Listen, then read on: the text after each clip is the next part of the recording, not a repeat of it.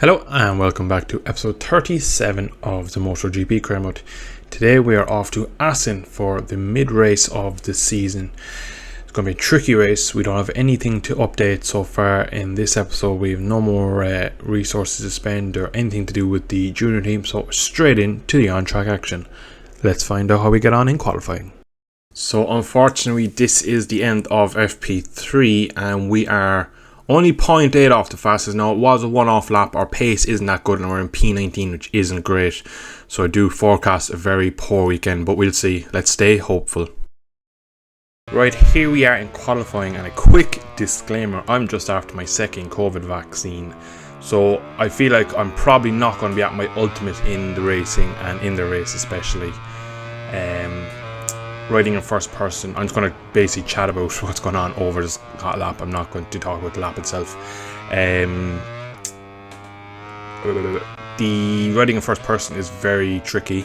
You need 100% focus all the time. With this vaccine, I don't feel like I'm fully focused, so I feel like my riding is probably going to be poor.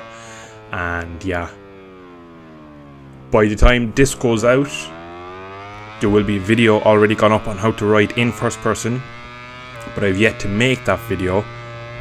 So yeah, you will have seen the video. I've yet to make it as I speak right now, but when this video is live, that video will be already live. So that's YouTubeception.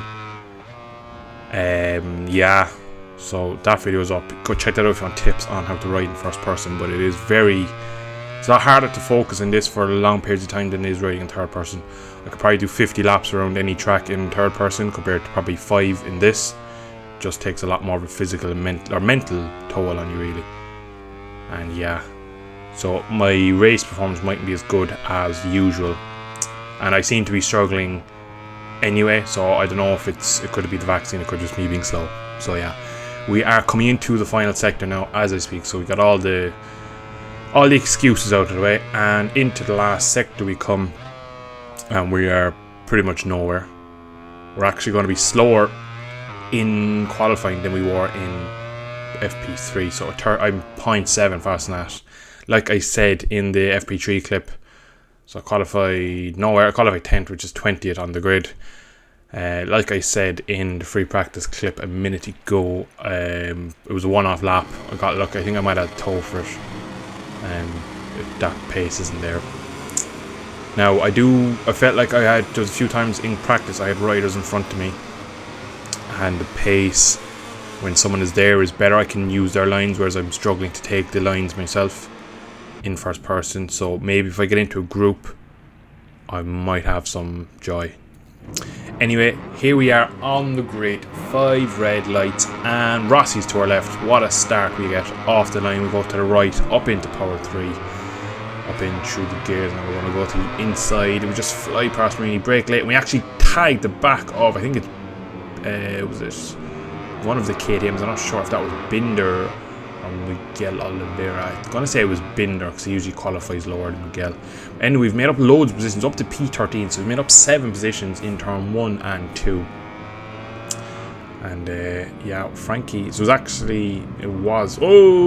we've had contact. Alex Marquez, Aleix Espargaro have crashed. Aleix Espargaro was kind of my fault. He went up my inside and I kind of cut him off. Yeah, that's unfortunate for him. Now I did see Rins, who's in P13 at the moment. He had double sauce on. We got a great run on Marquez. But yeah, that's a very tricky overtake to get into that corner. It's such a fast corner. You'd have to have a massive speed advantage to make the overtake. Now, from this corner here, turn 9, the Bolt, till basically turn 1, the AI are sillily quick. So much faster than me. I cannot get the bike through these couples of corners, especially here. Just watch the way they just drive out of the corner away through this fast right here, and yeah, they just pull away. I just don't have the confidence in the bike. I don't have the bike underneath me to do it, and they just pull out half a second there.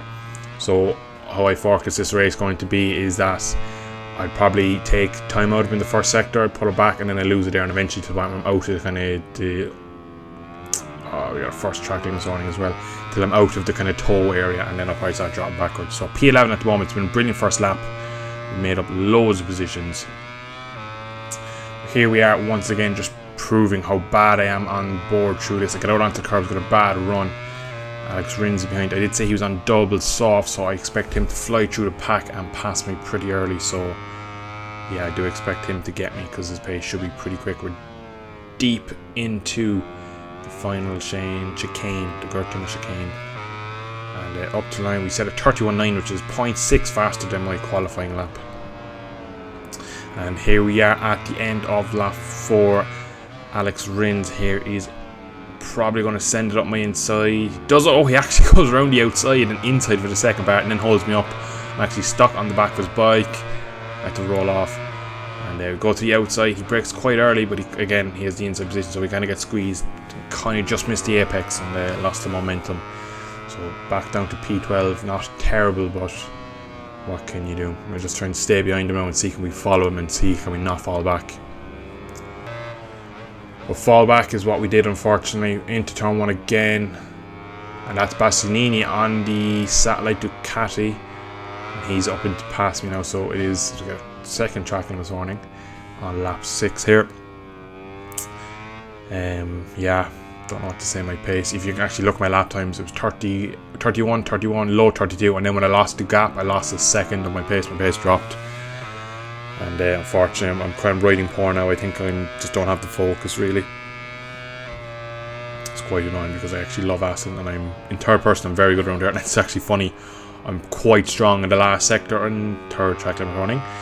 As I was talking, I'm quite strong in the part of the track that I'm not strong in first person. I'm really strong in third person. And the last sectors, I really commit. That was just a poor attempt at chicane. Up to the line, we're probably going to be in the low 33 again, so our pace is all over the place. Final lap time. Most of this race has been probably edited out just for the fact that poor riding toppled with I'm in a no man's land. In the recent patch, I forgot to add in the video the other day that they have not brought in riders the AI retrieval yet, but what they've done is they've matched their respawn time. So what I mean by that is when they crash, they kind of lie on the ground lifelessly for like 10 seconds, then they get up. They don't just respawn like normal. So that is quite good, because that means if I crash and I lose 20 seconds, the AI will crash and they lose the whatever the similar time is. I don't know what the time is now, but again, geez, nearly running off track there through Ruxton Hook, or whatever you say it. Yeah, into, now I'm going to try and pronounce that corner, turn 8 we're going to call it. For some reason, this part of the track here, to the line, I'm quite weak. Can't hit the apex properly every lap there. We get it done that time through the bolt, and then through here. I'm actually very quick. I love this part of track. So you bring it out here, bring it out, and you just start to drift it through this turn 11 here, and you just sit it up into third gear, fourth gear, tip it in, but touch the curb and it brings the bike wide. I'm out onto the gravel, almost on the gravel. We get a long lap penalty, and then the focus is gone onto the grass, and onto the grass again. Another track limit warning. So a pretty poor performance. I can only apologise for my poor riding in this. We come into the last chicane, we actually managed to negotiate it. Up to the line, we quick look over our shoulder, shake it head to team. I can only apologise. I am sincerely sorry about my poor riding today. Yeah, and even if you'll see our fastest lap in a second, we were probably, so we did a 31.8 I think, and that was like the slowest of everyone around us. Even the riders behind us were in the 1 minute 30, so we were just slow. So obviously there was a big crash behind. We still say 10th in the championship. We're 8th in the team championship. So Aprilia stays 4th. We're ahead of KTM and Honda, which is good. Points for both my AI riders in Moto 3. But yeah, that has been today's episode. A slightly shorter one. It's going to be about 10 minutes. I know usually it's up around 15 to 17 minutes on average. But the race was just, when I kind of fell back from Marquez, I got passed by Rins, couldn't go with him, didn't have the pace to stick with him. I stayed with him up until turn 8, turn 10, the bolts that I kept losing, and I just lost him, and his pace was too good on the soft. And unfortunately, he didn't come back to me later in the race. So I couldn't, I just couldn't do anything. When Bastianini passed me, I actually ran off track at one point and lost loads of time again. So I dropped back from him, and then my pace was just too poor and so on. I didn't have the pace, unfortunately. So I can only apologise. I've actually, I know he still scored a point. My riding was worse than the result. The result was P13 from P20 on the grid. So we actually, if you didn't see the racing, it was a great result. But the riding was poor. I made a long lap penalty. That was my first long lap penalty in over a year.